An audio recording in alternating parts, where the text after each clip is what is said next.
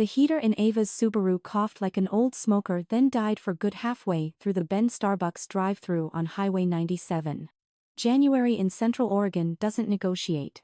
21 degrees wind off the Cascades sharp enough to shave with sky the color of dirty steel. Ava Langford didn't bother flipping the fan switch again. She just tugged the hood of her faded Patagonia fleece higher, cracked the window an inch, and ordered a tall drip black. The barista knew the car 12-year-old dent in the rear quarter from a deer she never fixed and slid the coffee across without small talk. She paid with the last 20 in her wallet. The receipt fluttered to the floor mat with the others. Ava Eleanor Langford 39 kept exactly $312.41 in her Chase checking account on any given day. Enough for groceries at Newport Market, the occasional paperback at Roundabout Books, and the property taxes on the 5 wooded acres outside Tumalo nobody in her family had ever visited. They thought she rented. They thought she scraped by. They were wrong about almost everything. Back at the house, an off-grid A-frame buried so deep in the ponderosas you had to know it was there, she found the yellow post-it Dolores Martinez had stuck to the front door 2 nights ago. Furnace dead again. Repair guy wants cash up front. $150. I'm so sorry, mija. Dolores was 81 sharp as a tack and the only person in Bend who knocked on Ava's door just to drop off still warm bizcochos and ask if she needed anything from Walmart. Ava kept a roll of hundreds in a Folgers can for exactly these emergencies. She peeled off 2 bills, folded them into the pocket of her Carhartt coat, and caught the 715 Cascades East Transit bus downtown. From there, the 1010 to Redmond, then the long haul on the Columbia Gorge Express to Portland. 4 hours 48 minutes, one way.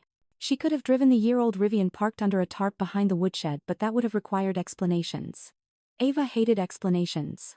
Union Station spat her out into a city that smelled like wet concrete and ambition.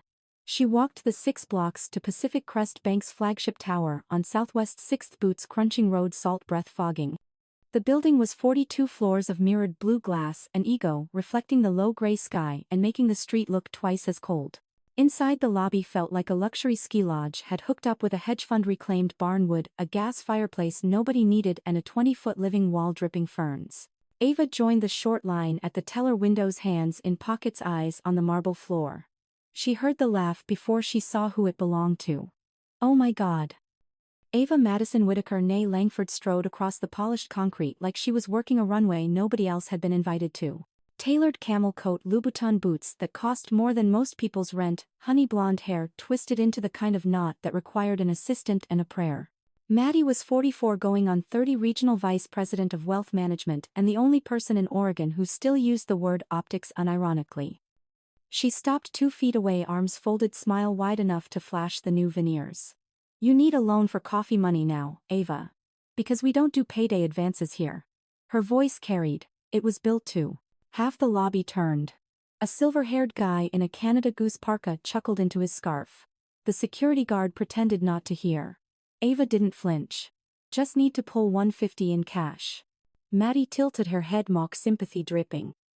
Cash, honey, the minimum for a withdrawal without prior notice is $5,000 now. New compliance rules. She waved grandly at signs nobody read. And honestly, looking at your account activity, she tapped her phone, fake frowned. Yeah, this is getting flagged. Suspicious low balance pattern. We'll need to freeze it until we verify. The teller behind the glass, college kid nervous, looked from Maddie to Ava and back, fingers hovering. Ava met her sister's eyes. Same hazel as hers, but Maddie's had the flat shine of someone who'd never been told no and mistook it for a personality trait. That's fine, Ava said quietly. Maddie's smile flickered for half a second, confusion crossing the Botox, then snapped back. Great. Security will validate your ID on the way out. She spun on a red sole, already done. Ava turned too. Walked past the living wall, past the fireplace that smelled like money trying too hard, past the reflection of a woman in scuffed boots and 12-year-old fleece who looked like she belonged anywhere but here. The automatic doors slid open and the cold slapped her again. She barely felt it. She stood on the sidewalk a long moment, watching her breath cloud and disappear. A delivery truck hissed past, spraying slush. Somewhere up on the 42nd floor, Maddie was probably already telling the story to her assistant, laughing about the homeless chick sister who thought she could just walk in and demand cash like the rules didn't apply. Ava pulled her hood up, shoved her hands deeper in her pockets, and started the 6-block walk back to the bus station. She still had the $200 bills folded against her palm. Dolores would get her furnace fixed. Ava would figure the rest out on the ride home. 4 hours and 48 minutes was plenty of time to think. And Ava had never needed much time to decide what something was worth. The bus dropped her at the Chevron on the edge of Bend just after 8. Night had slammed down hard over the high desert black sky, colder air, the smell of snow that hadn't decided to fall yet. Ava walked the last mile and a half up Skyliner's road, boots crunching frozen gravel, headlamp off because the moon was enough and she knew every curve by heart. Nobody saw the house unless they were meant to.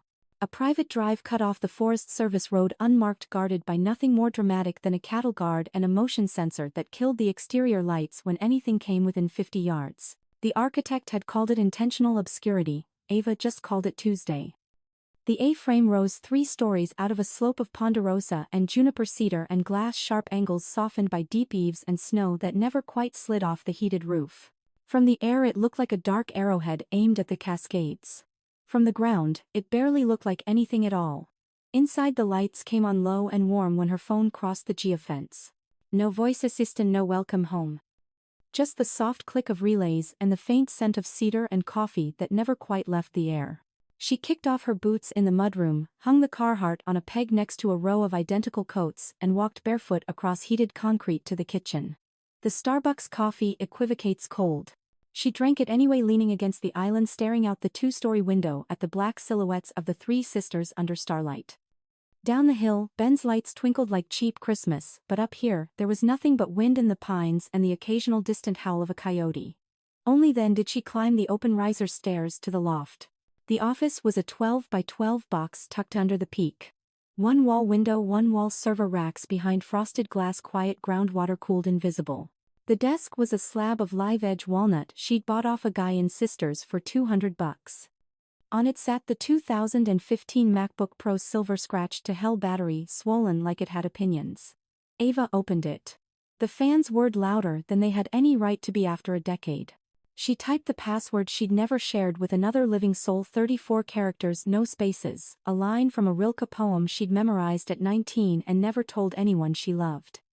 The screen went black for 4 full seconds, long enough for most people to panic, then lit up with a single terminal window on a matte deep ocean background. Obscura Capital, Node 00, Hecate Engine v9. 3.1. Online available liquidity. $4.8.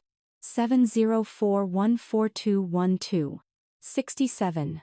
Pending deployments, 0 active oversight. None. The numbers ticked upward in real time, climbing another $43,000 while she stood there watching the last 6 digits roll. She did not smile. She did not sit. She took 1 more swallow of dead coffee, set the cup on the desk beside the laptop, and closed the lid with 2 fingers. The fan spun down into silence. Downstairs, the fireplace kicked on automatically, gas, no crackle, just clean heat. She poured 2 fingers of Maker's Mark into a chipped Bend Fire Department mug she'd bought at a charity auction years ago, carried it out onto the deck, and stood at the rail. Below her, the forest dropped away in black waves. Somewhere out there, Dolores was probably wrapped in 3 quilts, waiting for a repair guy who would now take a check because Ava would Venmo him from an account that looked like every other broke freelancer's. Nobody would ever connect the dots. Maddie's laugh still echoed thin and bright the way it had since they were kids in Lake Oswego, the sound of someone who'd never once doubted the world was arranged for her comfort. Ava could still see the lobby's reflection in the glass doors, her own shape small and out of place, Maddie towering and certain. She lifted the mug, a fraction, not a toast, just acknowledgement. $4,870,000,000 and change. Enough to buy the entire Pacific Crest chain 10 times over and still have money left to burn the furniture. Enough to never set foot in Portland again. Enough to make the laughter stop permanently without ever raising her voice. Ava finished the whiskey in 1 slow pull, felt the burn settle behind her ribs like a promise. Then she went inside, killed the lights, and let the house go dark. Tomorrow would be soon enough to decide exactly how quiet she wanted the next conversation to be. October, cold Tacoma drizzle that cut straight to the bone. Ava Langford, 19 sophomore at University of Washington comparative literature major, stood in the Lake Oswego living room while her father Richard Langford, in a navy cashmere sweater, third martini in hand, delivered the verdict in the same tone he used for quarterly reports. Business or nothing. We're not paying for you to sit around dreaming about German poets. Ava didn't argue. She just nodded, went upstairs, packed a backpack, and was gone before dinner hit the table. The monthly allowance stopped the next day. Credit cards cut. Student account frozen. 3 weeks later, her grandfather Henry Langford died of a heart attack while wrenching on a 1967 Mustang in the garage. The will was read at a law office downtown Portland. The family got the house, the land, the Boeing stock, the pension. Ava got a manila envelope. Inside, a check for $180,000 from a small trust he'd set up in 1994, plus a single sheet of stationery folded into quarters, handwriting shaky. For the girl who knows silence isn't surrender. Use it when they think you have nothing left. Grandpa, H. She officially dropped out the following week. No announcement. Just an email to her advisor, and then she deleted the university account. Tacoma, Washington was the cheapest place to live near Seattle without actually being in Seattle. Ava rented a basement studio on South 11th, smelled like mildew and broken water heaters, $425 a month. She worked graveyard at a faux joint on Pacific Avenue, slept 3 hours, spent the rest at the Tacoma Public Library until security turned off the lights. The only computer she owned was a 2011 MacBook Pro she bought off a graduating senior for $800. She taught herself Python from MIT OpenCourseWare, C++ from dark forums that are all dead now, and read every paper on high-frequency trading Google Scholar would let her download. June 2012, she opened an account on Linode, rented a 512 MB RAM VPS for $12 a month. Named the project Hecate, Goddess of Darkness, Crossroads, and Things Forgotten. The first algo was a simple arbitrage bot between Mt. Gox and Bitstamp. She threw $8,000 of faux tips at it. It doubled in 3 weeks.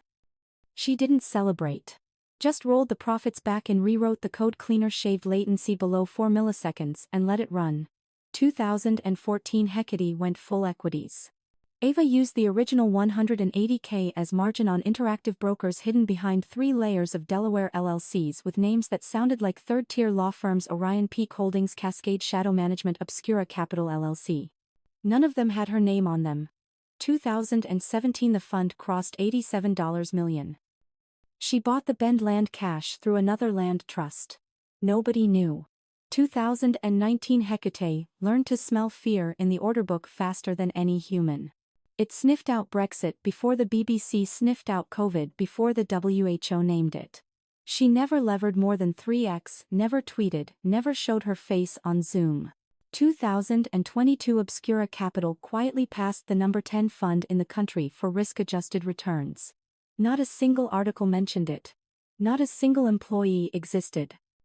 Just a few servers under the floor in Bend cooled by spring water, and one woman in an old hoodie typing commands in the dark. 2025, $4.87 billion cash and cash equivalents, 0 debt. Nobody knew who owned it except Javier Morales, the only lawyer she'd ever met in person once in 2016 at a coffee shop in Boise, because neither of them wanted a trail in Oregon. Javier once asked, voice low like the air might be listening, "Do you ever want credit?" Ava shrugged, stirred her black coffee. Credit is what people use to sell things. I don't sell. Now in the cedar house among the pines, she didn't need to look back at the journey anymore. She'd lived at one line of code, one sleepless night, one family phone call, asking, got a real job yet, at a time. They'd never asked what she was doing. They were about to find out, just not the way they expected. Ava closed the laptop again. The wind in the pines sounded like very soft laughter from someone who'd waited a long time. The next morning, Bend still slept under a thin blanket of new snow. Ava sat on the kitchen floor back against the fridge, holding a Yeti of cold coffee, staring through frost on the glass. Her phone buzzed once, no ringtone, just vibrate. Unknown number, 208 area code. Only one person called, from Idaho. She answered, put it on speaker, set the phone on the floor. Morning, Javier. Javier Morales's voice was low, dry, like a man who'd never laughed loud in his life. Morning, Ava. Sending you a PDF. Open it when you're alone. She was always alone. She opened the MacBook, clicked the encrypted file he'd airdropped from a burner iCloud. 3 pages. Page 1 term sheet. Vanguard Ridge Capital Seattle PE had sold the 51% controlling block of Pacific Crest Bank to a special-purpose vehicle named Obsidian Acquisition Holdings LLC, one of dozens of LLCs Obscura used to buy things without fingerprints. Price $4.1 billion USD all cash. Closed at 0314 a.m. Eastern. Page 2, New Ownership Structure. Obsidian Acquisition Holdings LLC 100% owned by Obsidian Master Fund LP Cayman, ultimately Obscura Capital Master Trust South Dakota. No real names, no real signatures, just a chain of black boxes leading straight to the servers under Ava's floor. Page 3. Current executive roster of Pacific Crest Bank. Fourth line bolded: Madison L. Whitaker, Regional Vice President Wealth Management Division, Oregon and Southwest Washington. Ava stared at her sister's name for 3 full seconds. No emotion. Just characters on a screen. Javier broke the silence. Technically, you just became the owner of the bank your sister works for. Board seat is registered to a nominee, but every strategic decision now needs your signature. Or doesn't if you prefer silence. Ava sipped the cold coffee. Funny. It is a funny coincidence, Javier said, sounding not amused at all.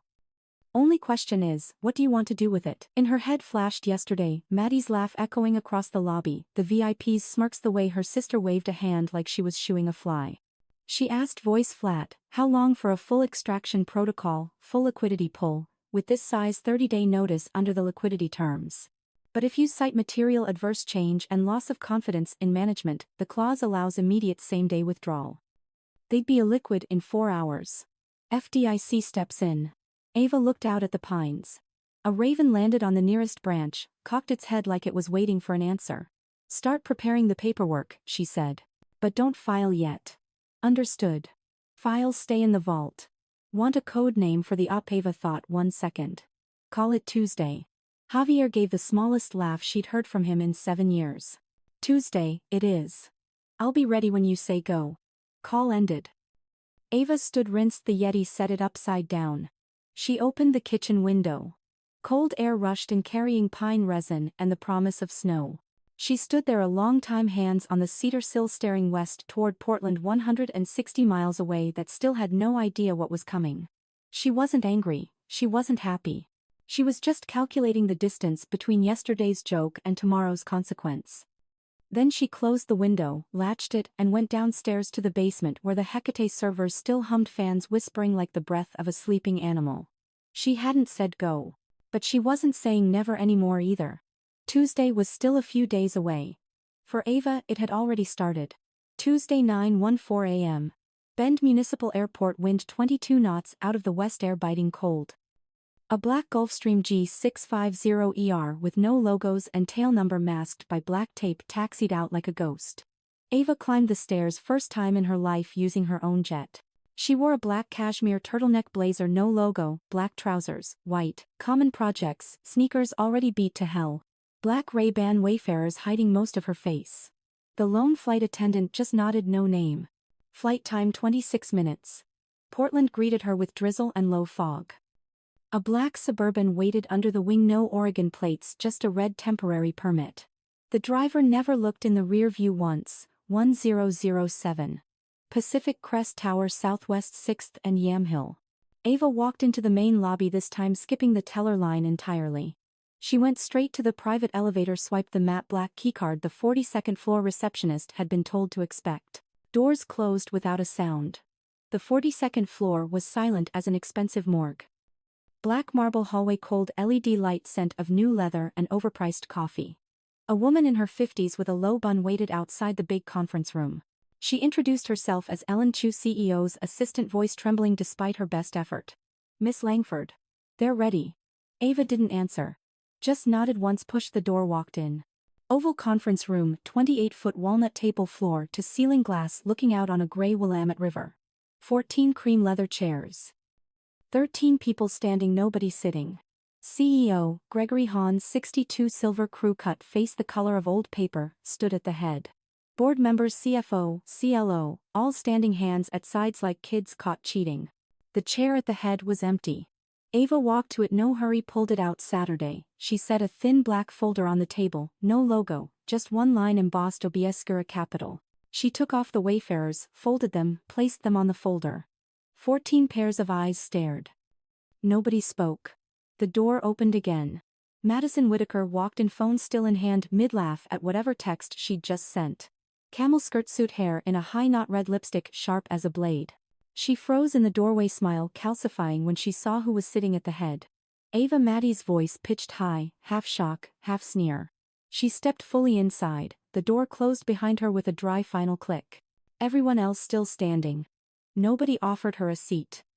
Ava didn't look at her sister. She looked straight at CEO Hahn.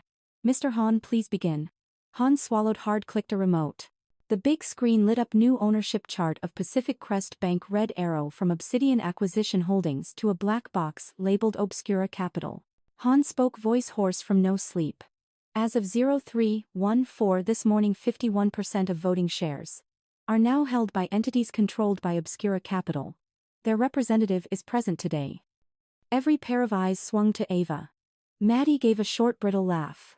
"Obscura sounds like a Netflix B-movie. What is this, Ava? You hire some lawyer to play baby games?" Ava didn't answer. She just slid the black folder across the table. It glided over polished walnut and stopped in front of Maddie. "Open it." First page, notice of immediate capital withdrawal. Amount $4.87 billion. Deadline 1600 today. Reason: material loss of confidence in executive management. The air got sucked out of the room. Maddie bent, red lips tightening.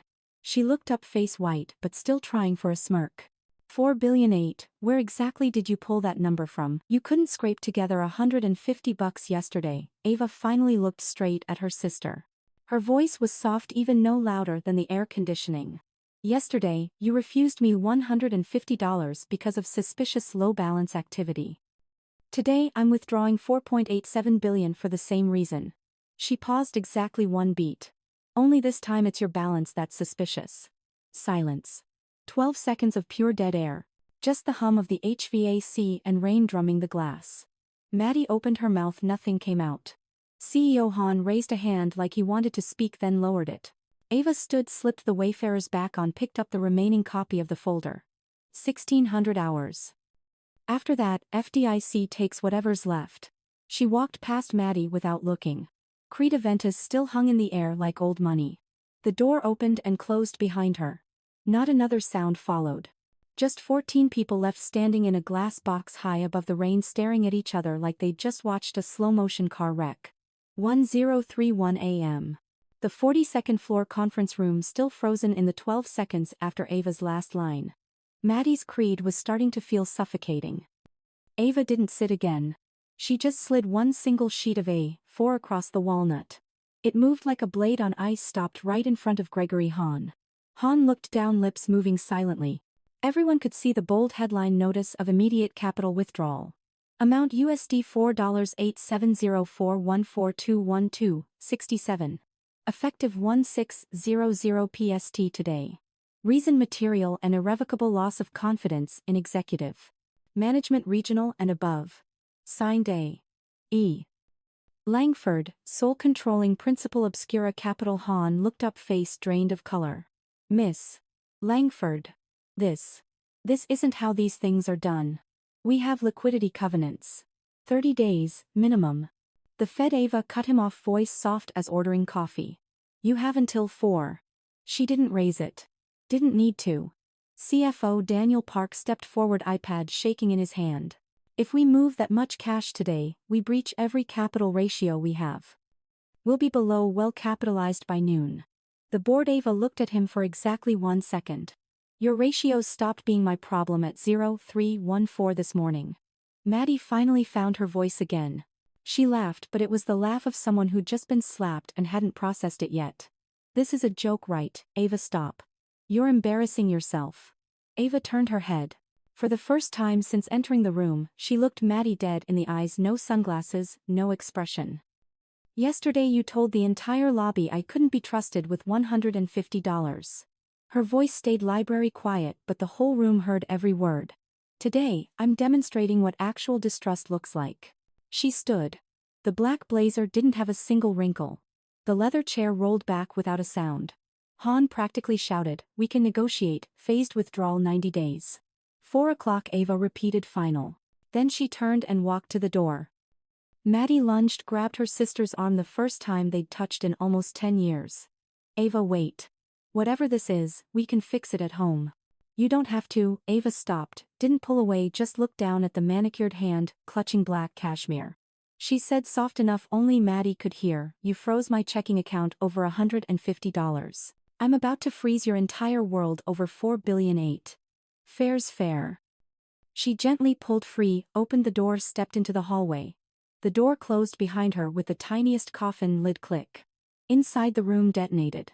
Han slammed both palms on the table. "Call legal, call the Fed, call anyone." Daniel Park was on one knee, clutching his head, whispering the number $4.87 billion like a useless prayer.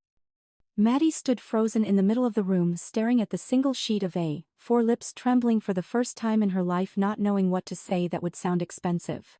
1:03 a.m. Ava was already in the private elevator, descending to the basement garage. Doors open, driver waiting. She slid into the Suburban, no words. 1:03:5. The black Suburban pulled away from the tower, merged into traffic on Southwest 6th, vanished into Portland drizzle. Behind her on the 42nd floor, the wall clock ticked steadily, counting down to 1600. Nobody in the room dared sit again. They just stood there, 14 people in expensive suits, staring out at the gray city, and realizing for the first time in their careers that money isn't the only thing that can be withdrawn from an account in a single day. 1558. Main branch lobby, ground floor of Pacific Crest Tower. 2 minutes to 4 and everything was already unraveling in slow, systematic, almost polite increments. Maddie came down from 42 inches, the elevator face still holding the professional smile, but lipstick smudged in one streak. She stepped into the lobby, intending to check on things, phrase that now sounded like a punchline. First came the shouting from the left-hand ATM. A 60-something man in a Moncler jacket was pounding the screen. "What the hell do you mean, temporarily unavailable? I have a closing in 20 minutes. To the right, a young woman in Lululemon was FaceTiming her husband, voice shrill, "My card just got declined at Whole Foods." Whole Foods. Do you know how embarrassing that is? The big screen that usually played yacht ads and mutual fund promos now showed only one line in white on navy. "Due to unforeseen liquidity rebalancing, all non-essential transactions are temporarily suspended. We apologize for the inconvenience." Tellers were all getting the same internal email at the same second, like a nightmare choir. Subject: system-wide. Freeze, effective immediately. All outgoing wires, ACH, debit authorization and ATM withdrawals suspended until further notice. Escalate all client inquiries to executive relations, do not provide details. Maddie stood in the middle of the lobby, high heels, suddenly feeling like lead. She heard her name from behind the security desk. "Miss Whitaker, this way please." 2 security officers in black suits, earpieces, stone faces. They didn't grab her, just flanked her, escorting her through the growing angry crowd toward the side door that led to the alley. Maddie tried to turn, flash the "everything's fine" smile to a few familiar faces, but it looked like a cracked mask. When the steel door slammed behind her, the lobby noise cut off completely. At the same moment, over at the safe deposit counter, Richard and Suzanne Langford were waiting for paperwork on the mortgage for their new Dunthorpe house. Richard in a barber jacket, Suzanne in double-strand pearls, both scrolling an iPad of interior photos when Suzanne's phone lit up. Her Amex Black card just declined at Nordstrom 3 blocks away. Richard frowned, opened his own Pacific Crest app. Balance showed correct, but a red banner underneath "account restricted, contact your relationship manager." He looked up just in time to see Maddie escorted out the side door by security. Suzanne gasped, hand to chest like her heart might stop. "Rich, that's Maddie. What are they doing to her?" Richard was already dialing a number he hadn't dialed in 4 years. "Ava's." It rang once, then straight to voicemail, no greeting, just beep. He called again. Again. Again. Each time one ring and silence. 1559. On the runway at Hillsborough Airport, 20 miles west of Portland, the Gulfstream's engines were spooling, strobe lights flashing in the drizzle. Ava sat in the last row, seatbelt on, staring out at black tarmac. Her phone buzzed non-stop in her pocket, same number, 7 missed calls. She didn't take it out. The flight attendant closed the cabin door. Engines roared. 1600 exactly. Every screen in the Pacific Crest lobby went black, then displayed one simple white line. Liquidity withdrawal complete. Thank you for your partnership. In the alley, Maddie stood in the rain, no umbrella, no car, nobody daring to approach.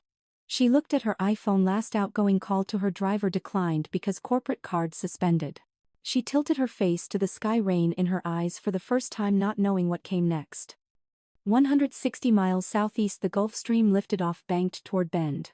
Ava unbuckled, stood, poured herself a glass of still water from the crystal decanter. She took one small sip, then looked out the window. Below Portland was just a smudge of lights in the rain. Her phone buzzed one last time, then died. Battery at 3%. She didn't charge it. She just sat, watched the clouds, and let the jet carry her home. Saturday, 6:42 p.m., Bend, Oregon. Light snow falling, clinging to the tall ponderosas like white trim. Richard Langford's black Range Rover autobiography was the first vehicle to crunch through the thick snow on the unmarked forest road. GPS had quit 10 minutes earlier, only the address Ava had sent via iMessage and the short note, "Be here at 7. No driver." Suzanne sat beside him, clutching her Hermes bag like it might be stolen. Maddie and Chloe followed in a rented Porsche Cayenne, their own cars currently held by the bank. All four were silent as the road narrowed, headlights cutting through dense pines, then suddenly opening into a clearing. The house appeared like misplaced architecture, glass, cedar, steel, 3 steep stories, warm golden light spilling from 2-story windows. No fence, no address, no soul in sight. Just snow and forest. Richard let out a soft Jesus when the garage door rolled up automatically. Maddie stared out the window, mouth open, speechless. Chloe whispered, "This can't be Ava's house." Ava opened the front door before they could knock. She wore a dark gray sweater, black jeans, barefoot. No jewelry, no makeup. Just a faint smile like early morning mist. "Come in. Shoes here." They stepped inside like the floor might crack. Open kitchen flowing into the dining room, walnut table already set for 10, beef Wellington, truffle, mashed potatoes, a 2016 red breathing from the cellar. The smell of roasted meat and wood smoke hit the Langfords like a slap. They'd braced for a dingy studio apartment. Ava didn't invite them to sit yet. She just pointed to chairs, then placed a single black USB drive in the center of the table on white linen. "Before anyone asks anything," she said, voice level, as reading a menu, "watch this first." She plugged the drive into the wall-mounted Apple TV. The 85-inch screen lit up. 4 minutes 12 seconds. No music, no titles, just bank transactions and scanned documents.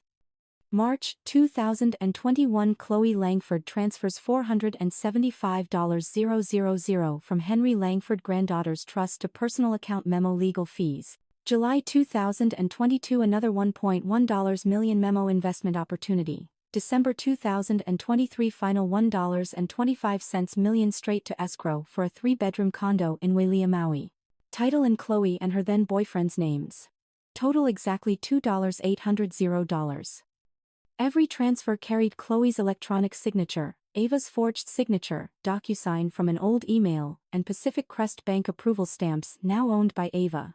Suzanne started crying at second 47. Silently, tears rolling down Chanel foundation. Richard went crimson from collar to hairline, fists clenched white. Maddie stared at her youngest sister, mouth opening and closing. Chloe hung her head, hair hiding her face. Video ended. Screen went black. Ava sat at the head, poured herself wine, then poured for her mother, nobody else. Suzanne sobbed, "Ava. Honey. We can talk. We'll pay it back." Will Ava cut her off, gentle, as closing a door. "I'm not here to punish." She looked at each of them in turn, mother, father, Maddie, Chloe. "I'm here to stop funding the people who treat me like I'm broke." Nobody touched the food. The beef Wellington cooled between them. Richard tried one last time, voice hoarse. "What do you want?" "Money. We can settle in the family." Ava gave the first real smile of the night, soft. "You're mistaken, Dad. Money I have plenty of. What I don't have anymore is a family." She stood, walked to the fridge, grabbed a bottle of water. When she turned back, she added loud enough for the whole table, "This house, this land, the jet that flew me home from Portland, all paid cash. From the fund you never once bothered asking about in 14 years. She set the water down, looked Chloe in the eye for the first time. "Chloe's $2.8 million goes back into the trust next week plus 6% annual interest. No lawsuits, no publicity. But the trust is now frozen to all of you." Suzanne cried harder. Maddie stayed silent. Chloe trembled. Ava walked to the front door, threw it open. Wind and snow rushed in. Eat if you want. Leave the keys on the table. I'm not seeing you out. She stepped onto the porch, closed the door behind her, left the four of them in warm golden light and the smell of a dinner nobody dared touch. 3 weeks after the dinner, nobody swallowed a bite of everything was finished without another word. Ava never went back to Portland. She worked from the Bend house 3 days and 4 phone calls. Day 1, Javier Morales sent the final docs. Obscura Capital Master Trust transferred in full to a new structure, a South Dakota private trust owning a Singapore family office. New name Hecate. Perpetual. Not one syllable still tied to Pacific Crest Bank, to Oregon, or to the name Langford. The system wiped every old trace in 72 hours. Day 2. $120 million quietly moved to a donor-advised fund at Oregon Community Foundation. Sole purpose: build and run Langford Quiet Wings, a fleet of 28 solar-powered mobile library divided by STEM labs, serving rural Oregon schools from Burns to Brookings. No nameplate for Ava, no logo, just one small line on the side of each bus. For the kids who never get asked what they want to be. The first bus rolled out last week, forest green, full of books and laptops. Day 3, Ava typed the final command into Hecate engine. One line: enter permanent passive stewardship beneficiary Langford Quiet Wings Foundation. From now on the fund would run itself, grow itself, pour money into libraries and scholarships forever. Ava was no longer the owner. She had simply flipped the switch. She shut the laptop, carried it out back, put it in a cedar box and buried it under the biggest ponderosa on the property. No ceremony, no photos. Just wind and snow. Meanwhile, out west, her old world collapsed in small, clean pieces. Maddie was officially terminated that Friday. No severance, no bonus, no reference letter. She sued Pacific Crest, now Pacific Interim Bank, under FDIC control for wrongful termination. The suit lasted 6 weeks before dismissal for clear evidence of reputational damage to the institution. Her LinkedIn now sat empty except the old bio. Passionate about wealth creation and family values. 0 comments. Chloe lost every influencer contract within 48 hours after an anonymous account posted the full trust docs on R divided by Portland. Glossier Outdoor Voices and the billion-dollar energy drink startup all dropped her, citing values misalignment. Her Instagram went private, 312K followers down to 87K in a week. The Maui condo listed at a $900K loss. No offers. Richard and Suzanne tried calling Ava 17 times the first month. Then stopped. The new Dunthorpe house foreclosed when the mortgage signed the day the bank froze, never funded. They moved back to the old Lake Oswego place, sold cars, sold art. Nobody at the country club invited them anymore. One April afternoon, snow melted. Ava drove the old Subaru to the Bend Public Library. The first Quiet Wings bus was parked out back. Kids from Bear Creek Elementary lined up, eyes shining at the shelves and iPads. An 8-year-old girl with pigtails ran up, hugged Ava's legs. "Miss Ava, you came." The girl shoved a drawing into her hands, a green bus with wings flying over snowy mountains. Underneath, crayon scrawl, "Thank you for the books." Ava crouched, took the picture, folded it, slipped it into her coat pocket. She didn't say much, just ruffled the girl's hair, then stood watching the bus roll away down the forest road. That night she sat on the deck, no lights, small campfire and pine wind. Phone had been powered off for 3 weeks. No email, no texts, nobody knew where she was. She pulled the girl's drawing from her pocket, unfolded it in the firelight. Then she smiled, soft, real, the first in years that wasn't calculation. She had pulled $4.87 billion out of a bank. But she had just sent something far bigger into the world, a future where nobody had to ask permission to read. And this time nobody could deny her $150. Because she didn't need it anymore.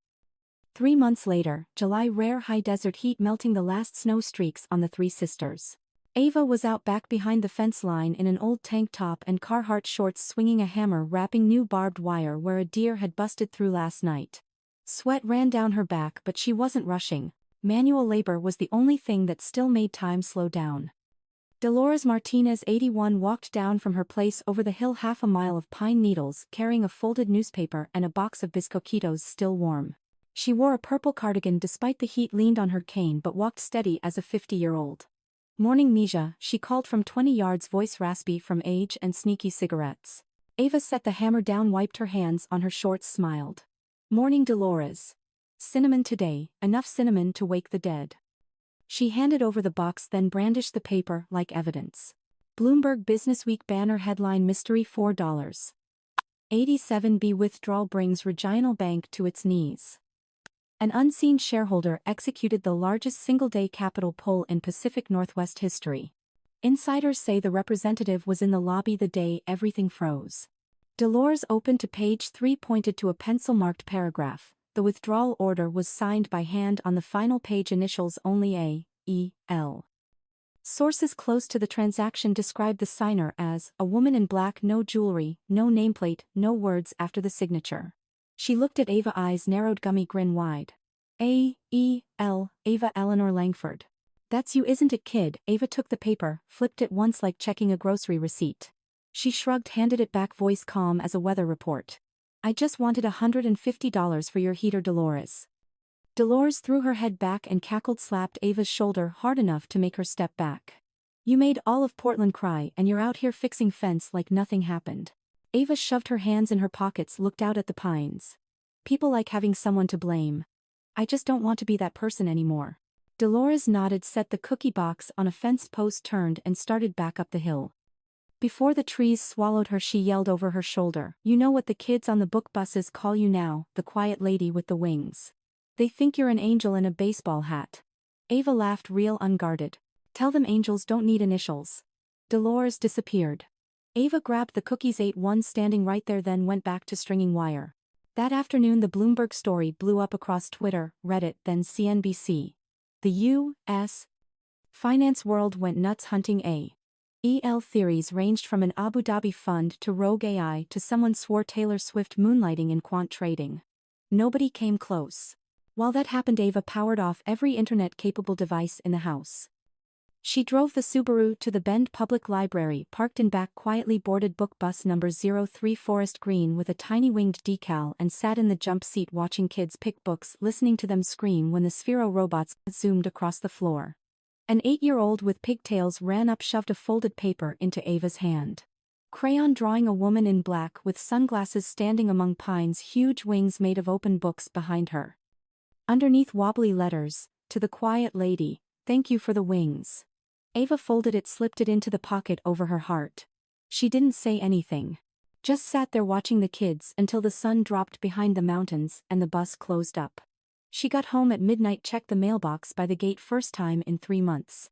Inside, one plain white envelope, no stamp, no address. Inside, a thick card, A.E.L. You won. We're even. M. Ava looked at it a long time under the porch light. Then she tore it in half, in fourths, tossed the pieces into the fire, watched them curl into ash. Then she went to bed. Door unlocked. No need anymore. Sunset in August in Bend is almost violent in its beauty. The sun sank behind the Cascades, turning the whole range into a red-hot blade, then bleeding out into orange, pink, deep purple. Air dry and clean, pine resin, thick crickets starting up from the valley. Ava sat on the lowest deck, stepped back against a post, legs stretched out on warm concrete. Old gray t-shirt, cut off Levi's shorts, barefoot. No watch, no phone, no device making a sound. Just wind in her shoulder-length hair and a glass of iced lemon water, sweating rings onto the wood. She hadn't opened the laptop in 6 weeks. Today, she carried it out, the battered 2015 MacBook Pro, heavy as an old memory. She set it on the stone table beside the step, lifted the lid. Screen glowed one last time, fans whirring like an old animal's breath. She typed the password. Black screen flipped to pale green, one-line Hecate at node 00% pseudo initiate, passive, stewardship. She hit enter. White text appeared, confirm transfer of all beneficial ownership to Langford Quiet Wings Foundation, irrevocable and in perpetuity. Y divided by N. Ava didn't hesitate. She typed Y. The machine was quiet 3 seconds.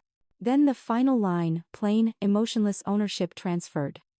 Hecate engine entering passive stewardship mode. Thank you, A.E.L.